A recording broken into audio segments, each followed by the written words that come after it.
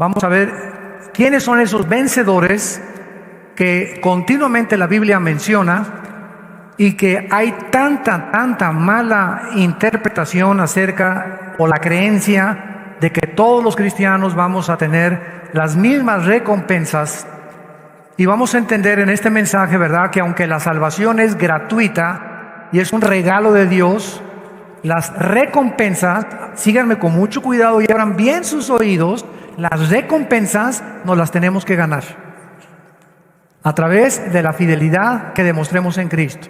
Entonces, una cosa es entrar al cielo, que es gratuito, y otra cosa es, ya estando en el cielo, la posición que tú y yo vamos a tener, dependiendo de las coronas que te hayas ganado mientras estás aquí en la tierra, a través de tu fidelidad en la obra de Dios.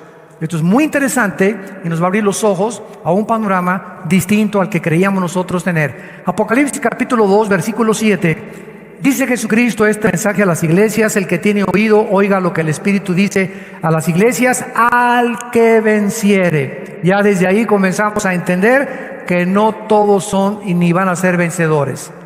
Los vencedores, o al que venciere, ellos comerán del árbol de la vida, el cual está en medio del paraíso de Dios. Apocalipsis 2, versículo 11. El que tiene oído, oiga lo que el Espíritu dice a las iglesias. El que venciere no sufrirá daño de la segunda muerte. Versículo 17. El que venciere comerá el maná escondido. Le daré una piedrecita blanca y en la piedrecita un nombre nuevo, al cual ninguno conoce ni tampoco lo recibe. Capítulo 3 de Apocalipsis, versículo 5. Al que venciere seré vestido de vestiduras blancas, y no borraré su nombre del libro de la vida, y confesaré su nombre delante de mi Padre y delante de los ángeles. Y el versículo 12. Al que venciere le haré columna en el templo de mi Dios, y nunca más saldrá de allí. Escribiré sobre él el nombre de mi Dios, el nombre de la ciudad de mi Dios, la nueva Jerusalén, la cual desciende del cielo de mi Dios, y mi nombre nuevo. Muy bien, vamos a comenzar a tratar de definir los términos, porque esto es muy importante cuando estudiamos la teología o estudiamos la Biblia. ¿Qué significa esta palabra? Por ejemplo, la palabra religión. Ustedes pregúntenle a cualquier periodista, a cualquier medio de comunicación, a cualquier escritor, ¿quién es una persona religiosa o qué significa religión? Y te van a contestar todo aquello que esté asociado con Dios. Y tú le puedes contestar inmediatamente, para manifestar la grande ignorancia de las raíces etimológicas de la palabra religión. Tú les contestas, ¿y qué del budismo? ¿Qué te va a contestar? Es una religión atea. Los budistas no creen en Dios. Entonces, ¿cómo es posible que usted me esté diciendo que tiene que estar Dios para ser considerado religión? Entonces, desgraciadamente, ¿verdad?, el mismo mundo que vivimos a nuestro alrededor usa y acuña frases o hace propagandas diferentes acerca de las palabras. La palabra religión viene del latín re, que significa regresar o volver a, y ligos, ligar o unir. Entonces, una persona religiosa es una persona que está tratando de volver a unirse con una deidad.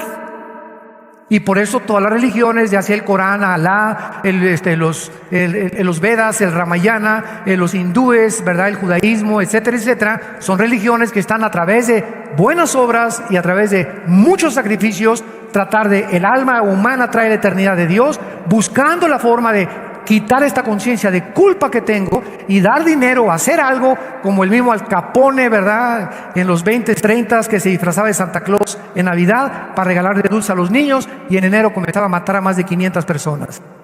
Entonces, veamos qué importante es definir términos. Por eso la gente no tiene una opinión adecuada acerca de las conversaciones o en los debates que tú vas a tener algún día en el radio o en la televisión, que Dios te va a levantar como un guerrero de Dios. Es importante siempre definir los términos. Lo mismo en la abogacía.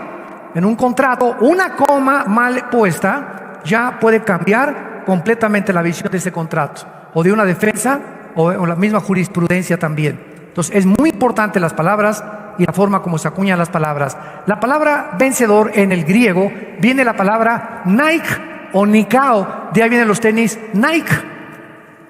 Ahora ya saben los que los Nike significa vencedores.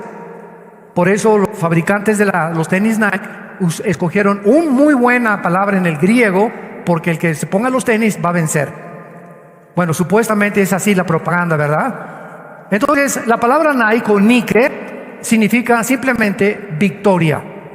Victoria, se tradujo vencedor o victoria. Así pues, un vencedor es una persona, de acuerdo al griego, porque viene de las Olimpiadas de Grecia, esta palabra eran los que ganaban o los que tenían la corona que se les daba. Si corrían 50, uno solo ganaba la corona, de los clavados uno solo, de la natación uno solo, y es precisamente cuando eran equipo, pues ya les daban diferentes premios, pero de ahí viene precisamente la palabra en la Biblia, los vencedores. Muy bien, algunos piensan que por el hecho de que somos cristianos, vamos también a ser considerados como vencedores, y esto es lo que vamos a comenzar a aclarar. Vean en 1 de Juan capítulo 2, versículo 13, la exhortación del apóstol Juan. Y ahora, hijitos, permanezcan en él, para que cuando se manifieste tengamos confianza, para que en su venida no nos alejemos de él. ¿Cómo? Avergonzados, ¿verdad? Obviamente, si muchos cristianos van a ser avergonzados en la venida de Cristo, y aunque, como decimos vulgarmente, van a entrar de panzazo al cielo con 6 o 7 de calificación, muchos siguen considerando eso. Pues aunque yo entre de panzazo al cielo, pero yo pasé los exámenes, o entré por lo menos al cielo. Pero la Biblia tiene otro mensaje más profundo que ese. No nos conformemos, no te conformes con pasar de año nada más. Tú puedes pasar con 6 o 7 a la universidad o de secundaria a la preparatoria, pero vas a descubrir ya estando en la preparatoria que aunque pasaste y estás en la preparatoria, te va a costar mucho más trabajo la prepa que los que pasaron con 8, con 9 o con 10. Porque entraron mejor preparados y no de panzazo nada más. Entonces, al llegar al cielo, tenemos que entender lo siguiente: va a haber puestos, va a haber posiciones, vamos a gobernar galaxias. Se habla, por ejemplo, del rey David, que va a ser el virrey o el vicerregente de Jerusalén con Jesucristo, y que va a Dios a asignar tronos a muchos cristianos que fueron vencedores hasta el final. La Biblia, por ejemplo, también en 1 de Juan capítulo 2, dice en el versículo 9: el que dice que está en la luz y aborrece a su hermano, está todavía en tinieblas. El que ama a su hermano permanece en la luz, y en él no hay tropiezo. Pero el que aborrece a su hermano está en tinieblas. O sea, eres un mentiroso, eres una mentirosa si te dices cristiano y te dices cristiana y tienes un rencor en tu corazón hoy, en este día domingo del 2017, que asistes a la iglesia contra alguien que no has perdonado, contra alguien que sigues guardándole rencor y odio y amargura en tu corazón. Estás en tinieblas. Si algo nos bloquea completamente la dirección y la iluminación del Espíritu Santo, es la amargura. Dice Hebreos 12:15, miren bien, fíjense en personas amargadas junto a ti, porque la amargura contamina. Una persona amargada, con el grupo de personas que se reúne, tarde o temprano las va a amargar y las va a contagiar. Y les va a transmitir el espíritu de crítica y de murmuración que esa persona tiene. Es contagiosísima la amargura. Y nos damos cuenta que esas personas no pueden ser guiadas por el Espíritu Santo, porque se llama Espíritu Santo. Para caminar con el Espíritu Santo y ser dirigidos por el Espíritu Santo, necesitamos caminar en santidad. Y Dios es luz y no hay tinieblas en él. La amargura y el odio nos regresan a las tinieblas.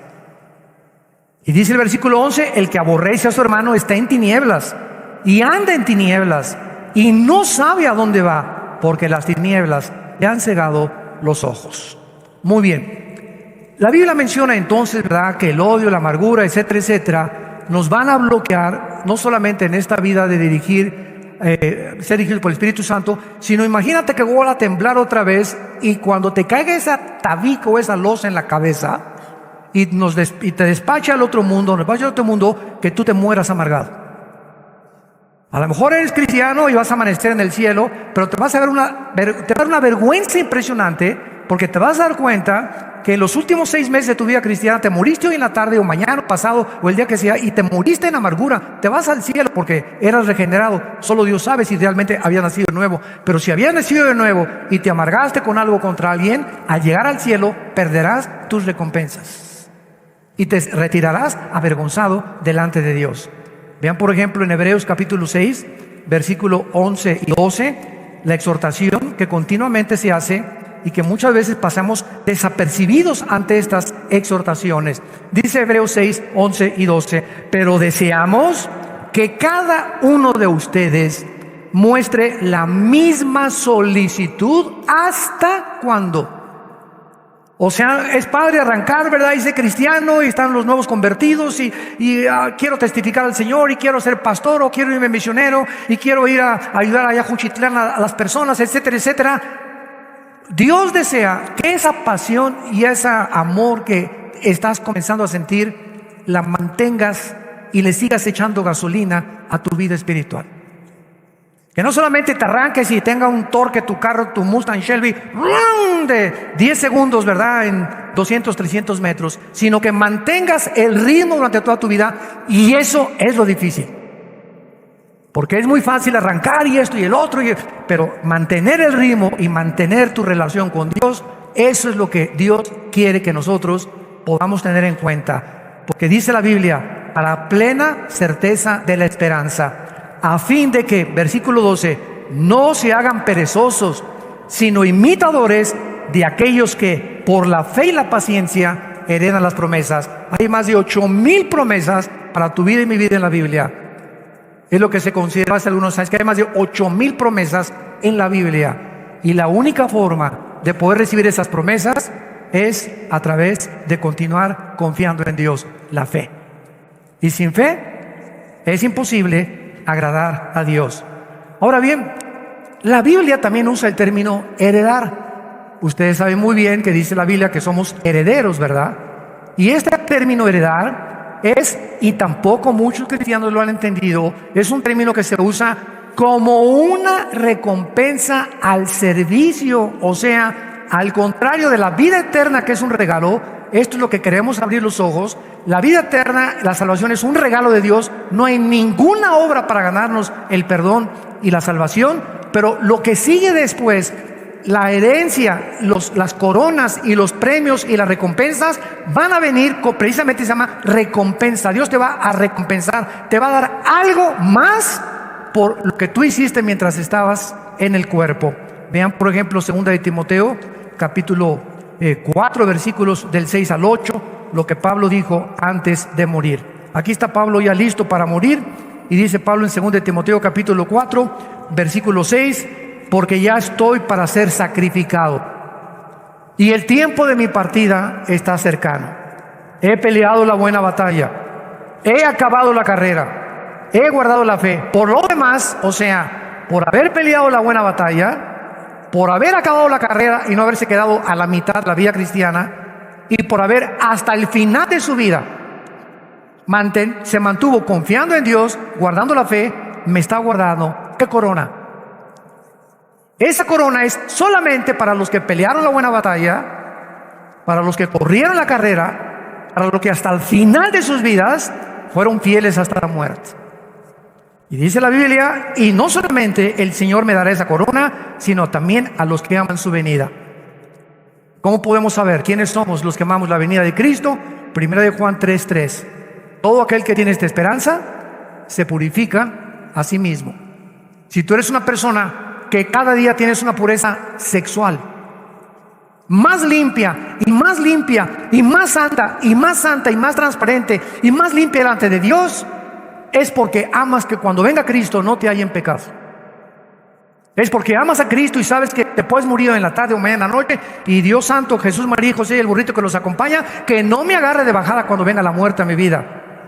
Porque aunque voy a entrar al cielo, vamos a ver ahorita las recompensas tan grandes que Dios tiene para aquellos que son fieles hasta la muerte. Vemos nosotros en segundo lugar que la Biblia nos muestra en Apocalipsis capítulo 2, como ya lo leímos, que muchos van a participar del árbol de la vida.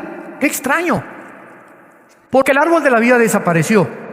¿Se acuerdan ustedes en Génesis capítulo 3, cuando Adán y Eva, la primera pareja humana, les dijo Dios, ¿saben una cosa? Que a esa dirección ya ustedes no pueden entrar al huerto. El huerto de Dios, el huerto del Edén, es para gente perfecta. Ustedes están en estado imperfecto, no pueden estar en un medio ambiente perfecto.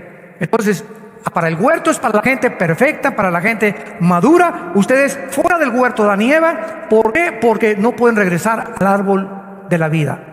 ¿Qué era el árbol de la vida? Era el fruto que los mantenía, aunque no tenían pecado, Adán y Eva, tenían que estar comiendo del árbol de la vida para poder enseñarle Dios a sus criaturas que aunque no tengamos pecado en la otra vida, cuando estemos, Apocalipsis 21, Apocalipsis 22, y estemos ya en la eternidad, vamos a seguir comiendo del árbol de la vida por la simple y sencilla razón que no somos dioses. Que siempre vamos a estar dependiendo de Dios. Ese es el simbolismo y el significado de comer del árbol de la vida. Vamos siempre a depender de Dios. Y cuando Moisés estuvo en el desierto, en el área física, material, le dio Dios esa lección diciéndole: mira, Moisés, voy a mandarles diario un alimento que se llama el maná. La palabra maná en hebreo, ¿saben qué significa? ¿Qué es esto? Vamos a ver qué lindo es el Señor, qué sabio es Dios. ¿Qué es esto, no? Entonces, cuando comenzó a caer el maná, fue lo que comenzaron a preguntar: ¿qué es esto? Jesús viene 2000 años después o 4000 años después y comienza a enseñarles a la gente: yo soy el pan. Moisés no les dio el pan de vida, yo soy el pan que desciende del cielo. Era un tipo de Cristo el maná. Pero ¿cuál era la enseñanza? Moisés, aquí está el secreto: dile al pueblo que no lo junte para mañana. Cada porción que haga del maná diario, cómanselo ese día y mañana tienen que volver a recogerlo. Que nadie salga con esas, como dicen ahí en Guerrero, con el chorizo, de que metan en una cubeta y su doggy bag y le metan el maná, por si a lo mejor mañana no me da el Señor, aquí lo guardo para mañana, a lo mejor mañana no tienen mis hijos para comer y mejor le echo aquí a la bolsita a guardarlo, porque a lo mejor. Y entonces, ¿qué es lo que le quería Dios enseñar? Los que guardan para mañana se les va a pudrir, se les va a echar a perder, porque quiero que dependan diario de mí. El Padre nuestro cada día, dánoslo cada 2 días, ¿dice eso? Cada semana danos el pan nuestro cada día. El pan nuestro cada día, dánoslo hoy. O sea, Dios quiere que entendamos eso. Él es Jehová, el yo soy, el que cada día provee. No te preocupes para mañana, dice en Mateo capítulo 6, cada día traerá su afán. Ya tienes demasiados problemas hoy para preocuparte por los de mañana. Confía en mí. Descansa hoy, sé contento. Ahorita salte a comer tus chiles con relleno ahí, chiles rellenos. Vete a los tacos de canasta, vete a donde quieras a comer. Disfruta a tus nietos, están chiquitos, juega con ellos el juguete. Ve, ¿verdad? Lo que tú quieras en una película cristiana. Disfruta la vida con tu esposa, etcétera, etcétera. Mañana es otro día. Mañana a lo mejor vuelve otra vez la temblorina. Nadie sabemos. Esa es la razón por la cual Dios dice que vivamos cada día nuestros días y que no estemos con estrés ni con preocupación, porque Él es el que va a proveer para mañana. Y esa es la razón por la cual nosotros tenemos que confiar en Dios, que no podemos depender solamente de creer, que es la fe para el día de mañana o para el día de pasado mañana. Tenemos cada día que mantenernos. Este árbol de la vida, del cual Jesucristo menciona, ¿verdad? No sugiere que comer del árbol de la vida, no todos lo van a hacer, porque nos sugiere que lo van a hacer solo aquellos que mantuvieron un compañerismo cercano a Dios más que su propia salvación o la regeneración. No simboliza solamente tener una vida, sino mantenerla abundantemente. Queremos que mantengan la misma solicitud hasta el fin para plena certeza de la esperanza. Es que ayer hablé en lenguas, ayer fue ayer, ya quién sabe se fueron para otro lado las lenguas. Ayer fui a repartir dulces a los niños, ayer fui a los centros de acopio y estuve hasta las 12 de la noche. Ya pasó otro día, hoy es otro día. ¿Qué estás haciendo hoy? Lo que hiciste ayer, lo que hiciste antier, ya se te está apuntando. Pero si llega el momento en que tú te mueres y te agarra Dios en pecado, escúchame esto: las cosas buenas que hiciste y lo que repartiste y las medicinas y los asilios que construiste y los orfanatorios que construiste no te serán tomados en cuenta. Apocalipsis 2 del 1 al 4. Esto es una revelación tremenda, A mí me cimbró.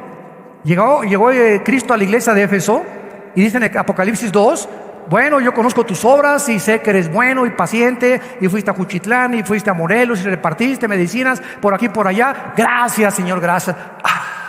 Yo sabía que me tenías que reconocer, ¿verdad, Señor? ¿Y tus ángeles te dijeron que me acosté a las 2 de la mañana? Sí, sí me dijeron que te acostaste a las 2 de la mañana. Y te dijeron mis ángeles cómo me puse las uñas negras de la tierra y de todo lo que sufrí, y me fui hincando para sacar, hasta un perro saqué de los escombros. Sí, todo está apuntado, Chencho, no te preocupes. Pero ¿sabes una cosa, Chencho? Que todo eso que hiciste no te sirve de nada porque has perdido tu primer amor.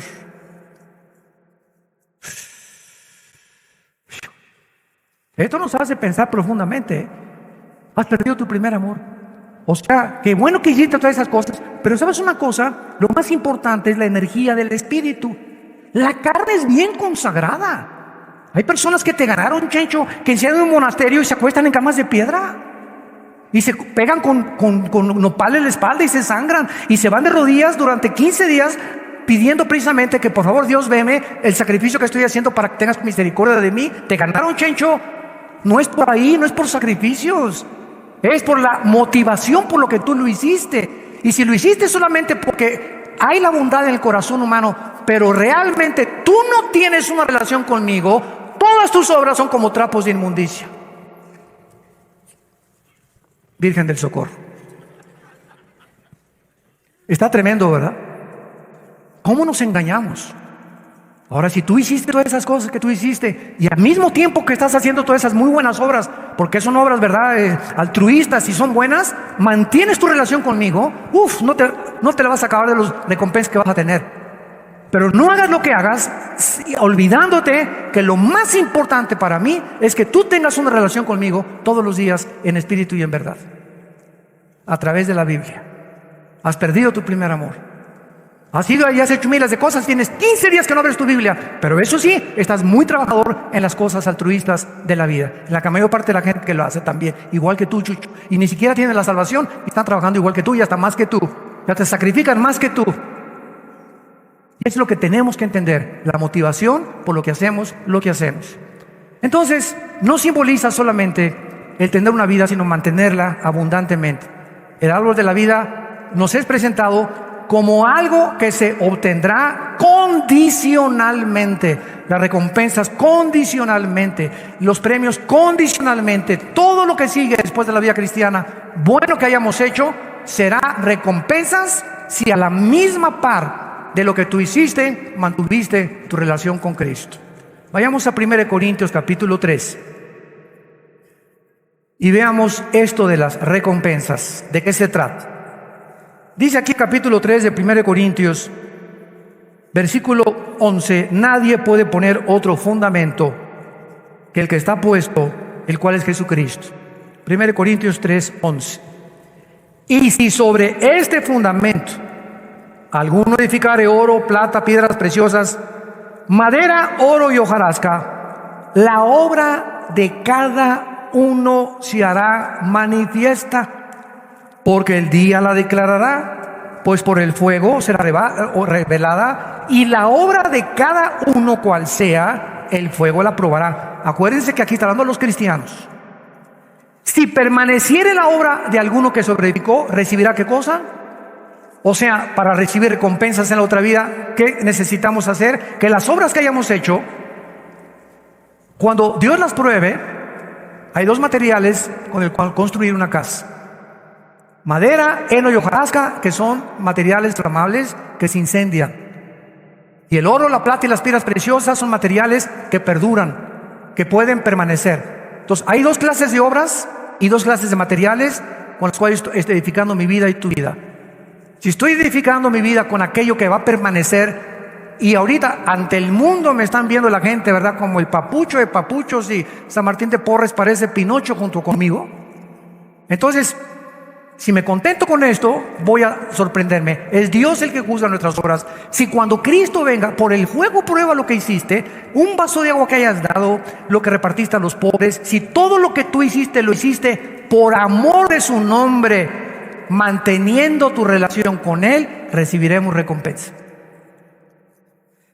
Versículo 15, y si la obra de alguno se quemare, él sufrirá pérdida, si bien será salvo, pero por fuego. ¿Vemos la diferencia? ¿Ya estamos entendiendo esto? Qué importante es no nada más decir, bueno, pues yo voy a la iglesia y a trabajo y a diezmo. No, estás en kinder todavía del cristianismo. No es por ahí, es todavía más tener visión, evolucionar más, anhelar más. Como yo les digo a los pastores, nuestra iglesia no es solamente estas 4 paredes, ya tenemos, verdad, por todos lados más de 65, 75 naciones. El campo es el mundo. No nos conformemos nada más mi iglesita y mis 4 paredes. No, el campo es el mundo. Vayamos a Brasil, vayamos a Argentina, vayamos a Jerusalén, vayamos al Japón, sembremos por todas partes. El campo es el mundo. Tenemos que ir al mundo entero. No nos limitemos nada más a eso. El potencial tan increíble que Dios ha puesto en cada uno de nosotros es impresionante lo que Dios puede hacer con tu vida. ¿Saben ustedes por qué escogió Dios a Zaqueo? Zaqueo, bájate para ahí. Dice, baja Zaqueo, chaparrito. A ver, Zaqueo. Y dice Zaqueo cuando baja del árbol, voy a dar 4 veces lo que robé, porque era un tranza. Él dice que si el que no tranza, el que no avanza. Dios no vio a Zaqueo, Dios vio a Zaqueo como aquella persona que iba a ser el potencial que tenía, de lo generoso que lo tenía escondido. Era una persona que parecía egoísta y estaba robando de Zaqueo, pero Dios sabía que dentro de su corazón había una enorme generosidad inexplotada, y que cuando lo entregara su vida a Jesucristo, esta generosidad se iba a manifestar. Cuando Dios escogió a los pescadores, eran hombres del vulgo, corrientes. De cada 5 palabras, 7 eran groserías. Les llamaban los hermanos del fuego, los hijos del trueno, los hijos de Zebedeo. Pablo era, olvídense, tremendo, mataba cristianos. Pedro, ¿verdad? Terco, pero como una piedra, por eso le pusieron Simón, porque era como una piedra, como una roca, Pedro. Pero Dios vio el potencial en esos pescadores, que si los hubiera dejado, toda su vida hubieran seguido pescando y no hubieran salido de perico, perro, ¿verdad? De Gutierritos. Pero cuando Dios los llama porque estos hombres que ante los ojos, como dijo el Dalai Lama, el Papa Juan Pablo II en el 93, Cristo perdió porque escogió puros pescadores deslustrados e ignorantes, sin darse cuenta, ¿verdad?, que era el Hijo de Dios, que cuando escogió a esos hombres no vio lo que estaban haciendo, sino el potencial que estaba en ellos, que Dios había depositado, y que Cristo en esos 3 años iba a comenzar a desarrollarlos para que cuando Él se fuera, los enviara al mundo, les enviara el poder del Espíritu Santo, y esos 12 hombres deslestrados y deslustrados, como decía Cantinflas, conquistaron el Imperio Romano con el Evangelio y la resurrección de Jesucristo. Y tú no te imaginas lo que Dios puede hacer en tu vida, y el potencial inexplotado que traemos desde que nacimos, a genético espiritual, cuando le entregamos nuestra vida a Jesucristo. No nos imaginamos hasta dónde nos puede llevar Dios. Pero todo depende del Dios que tú tengas. Si tienes un Dios chiquitito, no, pues así te vas a quedar como chinche. Si crees Dios quiere hacer grandes cosas para tu vida, aquí estoy. Primero prepárate. Sin preparación nadie sirve a Dios. Primero prepárate, estudia la palabra, sé santo, purifícate sexualmente, limpia tu vida cada vez más. Y no te imaginas, mis pensamientos para ti son de vida. Di a mi hijo por ti, como no te voy a dar todas las cosas. Vemos también a continuación, ¿verdad?, que todos los creyentes, como ya lo vimos, estarán en el cielo, pero no todos van a disfrutar del compañerismo con Dios, ni todos obtendrán las mismas recompensas. Vean, por ejemplo, en el libro de Apocalipsis capítulo 20, que cuando Juan tiene la visión del cielo, esto es tremendo también, confirmando todo lo que estamos estudiando. Dice el versículo 4, Apocalipsis 20, versículo 4: y vi tronos, y se sentaron sobre ellos los que recibieron facultad de juzgar. No todos los cristianos recibiremos la facultad, el privilegio de tener un trono después de esta vida. Y cuando la Biblia habla de tronos, está hablando de gobierno, y un gobierno y un rey tiene subalternos. Entonces en los siglos que vienen y en la vida que viene, no todos los cristianos van a sentarse a gobernar. Unos van a seguir siendo soldados rasos por toda la eternidad, y así se quedarán. Tal vez ya al pasar el milenio, en la eternidad, ¿verdad?, con ya una restauración completa del universo, Dios tenga otro plan. Pero hasta aquí, hasta este momento, ¿verdad?, no todos los cristianos van a sentarse a juzgar. Y los que van a ser más premiados de todos los cristianos desde Cristo hasta nuestros días, los que van a tener cerca de Cristo, los que van a comer con Jesús, los que van a tener las más grandes recompensas, ¿quiénes creen que van a ser? Los mártires. Los mártires. Los que dieron su vida hasta el final por Cristo. Todos esos cristianos cópticos de Egipto que ISIS está matando en Libia, que los ponen en el mar vestidos de anaranjado, ¿los han visto? Y que les cortan aquí, ¿verdad? Esos hombres que les cortan aquí el cuello y que están precisamente por ser cristianos, ISIS los está torturando y matando. Esos hombres, a través de toda la historia, los mártires, los que han dado su sangre hasta el día de su muerte por Cristo, serán los más grandes recompensados por Dios. Por eso cuando Esteban, el primer mártir de la iglesia, en Hechos capítulo 7, fue matado a pedradas, ¿se acuerdan lo que pasó?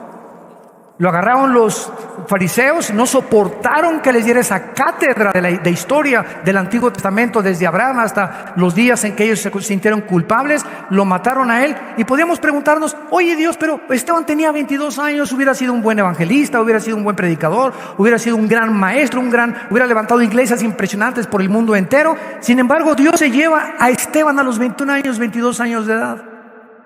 Podríamos pensar, es un desperdicio, ¿verdad? Pero los caminos de Dios no son nuestros caminos. Y lo que nosotros pensamos, Dios no lo piensa igual que nosotros. Oye, pero ese niño, ¿por qué se fue a los 6 años y se murió? Esos niños que se murieron en la escuela Repsamen, aquí en el temblor, ¿verdad? Pobrecitos de 10, 11 años. Todos esos niños que murieron a esa edad no van a sufrir nada de lo que nosotros hemos sufrido.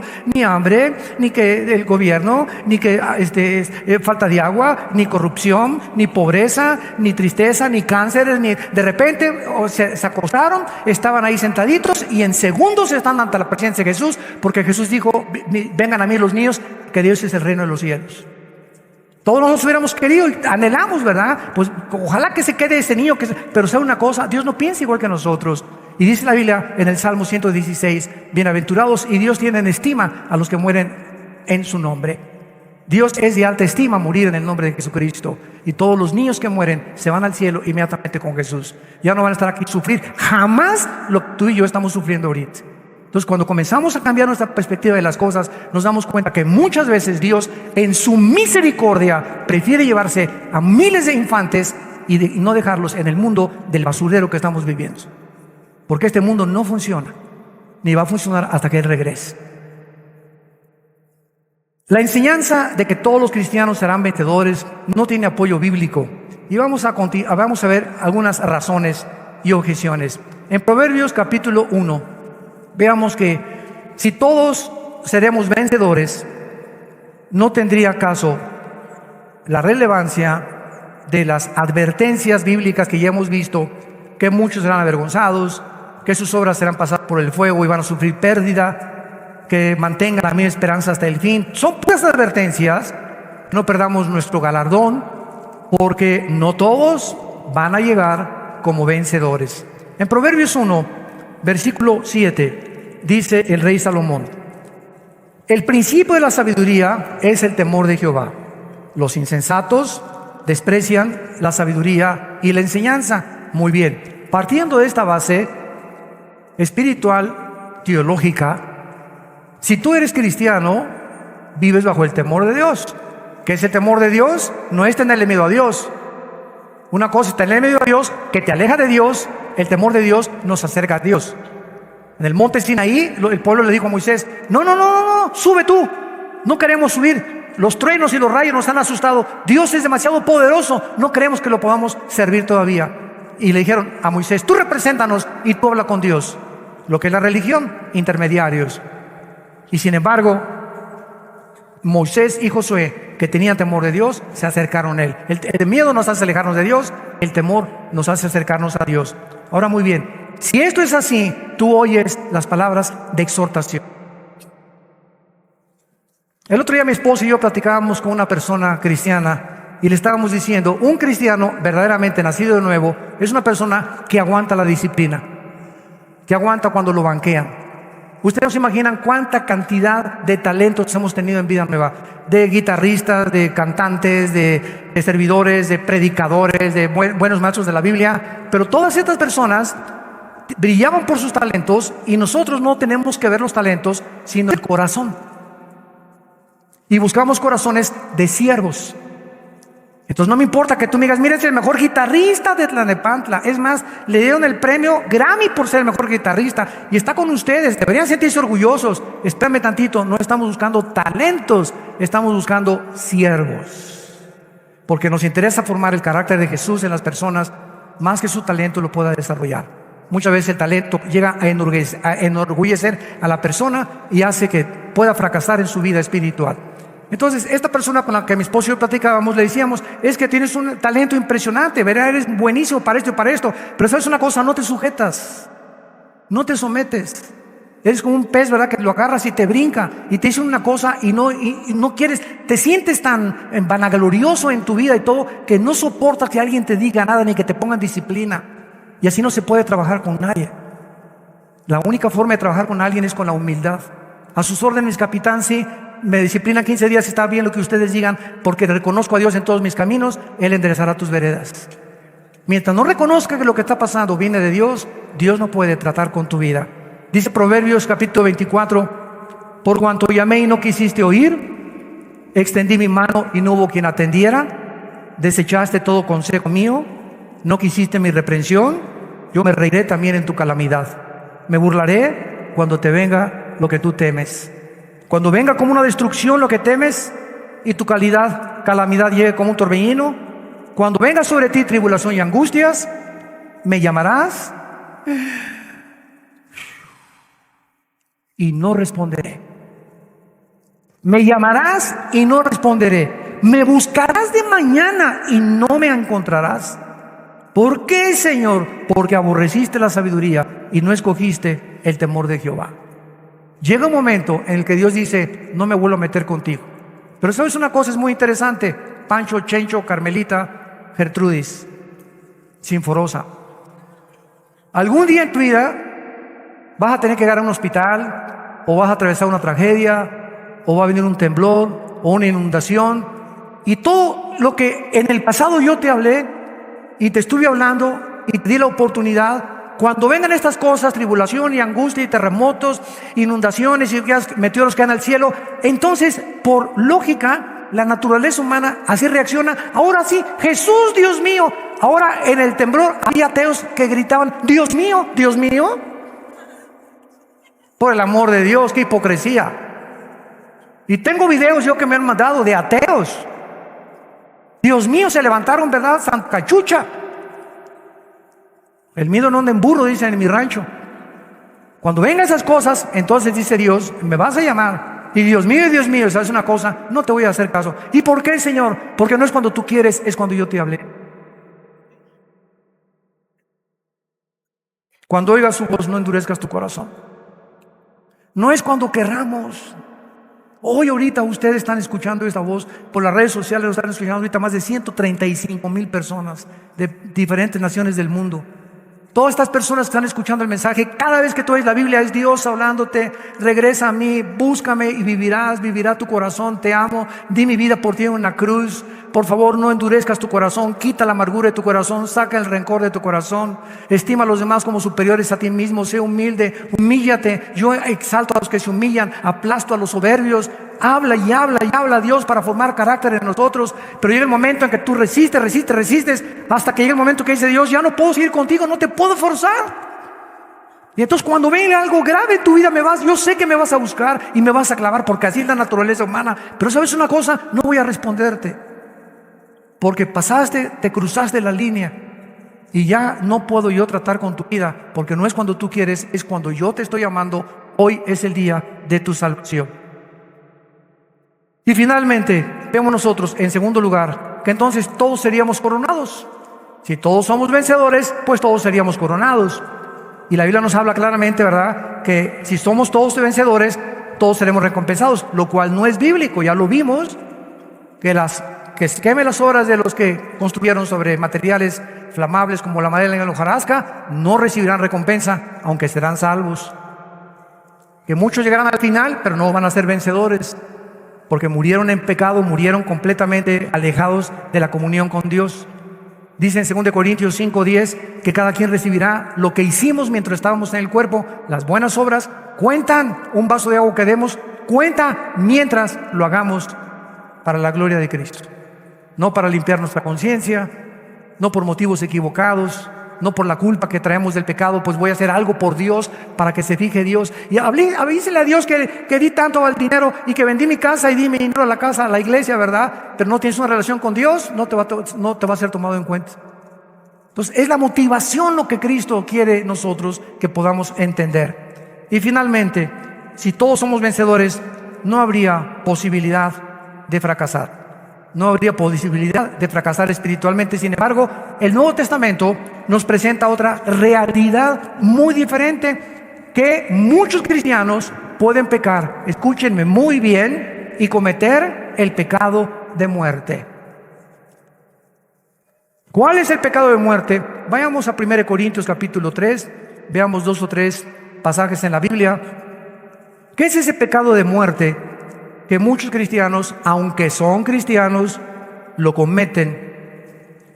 ¿Y de qué se trata? Cuando llegas a un momento en el que Dios, al ver que de ninguna manera te vas a arrepentir, pero por ser su hijo, y Dios al que ama disciplina y azota al que recibe por hijo, o sea, Dios azota al que recibe por hijo y lo entrena. Pero si tú a través de las palabras, es como los hijos, ¿verdad? Oye, Pepito, te dije que no hicieras esto. No, Pepito, esta es la 7ª vez que te dije que no hagas esto, por el amor de Dios. Le dices una, le dices 2 veces, y a la tercera, ¡pau, pau, pau! ¿Por qué? Porque tú tienes que entender que a la voz de no es no. Y comienzas a arrancar de la naturaleza resistente con la cual nacimos contra la autoridad, que no hay autoridad más que en tu casa y a los papás. Y entonces arrancamos de los niños. Dice la Biblia que el que detiene el castigo a su hijo aborrece. El niño necesita palabras de amor y abrazos de amor, pero necesita el pau, pau, pau de vez en cuando, porque está la necedad arraigada en el corazón humano. Entonces el pecado de muerte es el pecado cuando Dios ve que uno de sus hijos o una de sus hijas ya no tiene ninguna o posibilidad de poder arrepentirse. Entonces Dios, escúchame esto, el pecado de muerte es que Dios te lleva a casa antes de tiempo. Sobreviene la muerte a tu vida antes de acabar tu misión. Prefiere Dios sacarte del mundo que sigas embarrándote más y más en tu vida de pecado. Y por su misericordia y por ser su hijo y por ser su hija, te lleva de este mundo. 1 Corintios 11, versículo del 32 en adelante. Dice así: este pecado lo cometieron cientos de cristianos de la iglesia de Corinto. Versículo 27, de manera que cualquiera que comiere este pan o bebiere esta copa del Señor indignamente, la cena del Señor, será culpado del cuerpo y la sangre del Señor. Por tanto, pruébese cada uno a sí mismo y coma del pan y bebe la copa, porque el que come y bebe indignamente, subráyalo, sin discernir el cuerpo del Señor, juicio come y bebe para sí. Por lo cual hay muchos enfermos y debilitados entre vosotros, y muchos duermen. En la iglesia de Corinto, cuando era la cena del Señor, el Espíritu Santo le dice a Pablo: diles a los cristianos que cuando celebremos la cena del Señor, y es el sacrificio que estamos recordando de Jesús, no estamos recibiendo a Cristo, estamos recordando su venida y su muerte y resurrección, que en ese momento no te atrevas a comer ese pan ni a beber esa copita de vino o de jugo o de lo que sea sin haberte arrepentido de algo en tu vida. No lo hagas, mejor no te la tomes. Es el momento más solemne delante de Dios, la cena del Señor. En ese momento es la oportunidad del Señor: perdóname, hoy le puse el ojo de cotorra a mi esposa en la mañana, perdóname, les grité a mis papás, me salí sin lavar los trastes, soy una berrinchuda, anoche me permití que mi novia me pusiera sus manotas en mi cuerpo, cosa que yo no debo jamás ya volver a permitir, bla, bla, bla. Es el momento en que nos pongamos en serio con Dios. Y si no lo hacemos, estamos precipitando un juicio sobre nuestra vida. Entonces muchos corintios murieron antes de llegar a la meta, antes de llegar al final. No terminaron la carrera, no perseveraron en la fe, nunca guardaron la vida eterna. Se los llevó Dios a casa antes de tiempo por haber muerto y haberse burlado de Dios del pecado no confesado. Veamos más pasajes en 1 Juan capítulo 5 para que tengamos mucho más apoyo sobre esta doctrina del pecado de muerte. Es la muerte física, no es la muerte espiritual, porque la salvación no se puede perder. Dice en 1 Juan capítulo 5 versículo 16: si alguno viere a quién, no está diciendo a un incrédulo ni a un pagano, está hablando a los cristianos. Si tú ves a una persona que es cristiana cometer pecado que no sea de muerte, pedirá a Dios y Dios le dará vida. Esto es para los que cometen pecado que no sea de muerte. Hay pecado de muerte por el cual yo no digo que se pida. La pregunta es la que sigue: ¿cómo saber cuando un hermano o cuando una hermana ha cometido el pecado de muerte? ¿Y cómo poder saber que Dios lo va a perdonar? Es muy fácil la respuesta. Por ejemplo, yo he orado muchas veces por muchas personas en mi vida, a quienes amo, ¿verdad? Y a que, no sé, creía que eran cristianas. Y llega el momento en que cuando yo estoy orando, ya de ahí en adelante, ya no vienen a mi mente. Desaparecen de mi mente esas personas y de repente digo, hijo, tengo 2 o 3 meses que ya no oro por esa persona. Y eso es un indicio, cuando el Espíritu Santo me quita de la mente o del corazón, no orar por alguien, que Dios está tratando de otra manera con esa persona. Y tal vez esa persona ha cometido un pecado en el cual Dios, aunque yo pida por esa persona, no lo va a perdonar. Es el pecado de muerte. Y veamos otra en el libro de Santiago capítulo 5, ahí antes de Juan, para que no se vayan a Génesis. En Santiago encontramos también este pecado, y vean ustedes qué maravilloso es precisamente el exhortarnos unos a otros. Dice en Santiago capítulo 5 versículo 19: hermanos, otra vez la exhortación es a los hermanos. Si alguno de ustedes, si tu compadre se ha extraviado y lo encontraste anoche con la de tequila hasta las 3 de la mañana, o si alguno de ustedes sabe que la muchacha anda en fornicación y se dice cristiano, en fin, hay muchas maneras de extraviarse. Si alguno de ustedes se ha extraviado de la verdad y alguno le ha de volver, sepa que el que haga volver al pecador del error de su camino, salvará de muerte un alma y cubrirá multitud de pecados. Este salvará de la muerte un alma es la muerte física. Por eso en Hebreos 3 dice: no dejen de exhortarse unos a otros. Si tú ves algo en tu hermano, no digas, es que esto es chisme. No, no es chisme, es algo de vida o muerte. Oye, Pancho, no te quiero condenar y voy a decir a nadie, anoche ya sé que tú andas en adulterio, sé que estás borracho, sé que estás haciendo estas cosas. Oye, hermano, por favor, reacciona, vamos a orar. Y si tú logras que esa persona, ese hermano, esa hermana en Cristo está mal, tú logras que regrese a Cristo, no te imaginas cuántos pecados te va a perdonar Dios a ti. Increíble. ¿Por qué? Por tu pasión por las almas. Entonces no pasemos desapercibidos en esta vida viéndonos como si nada. No, pues ya no, a mí no me importa que se vaya al infierno.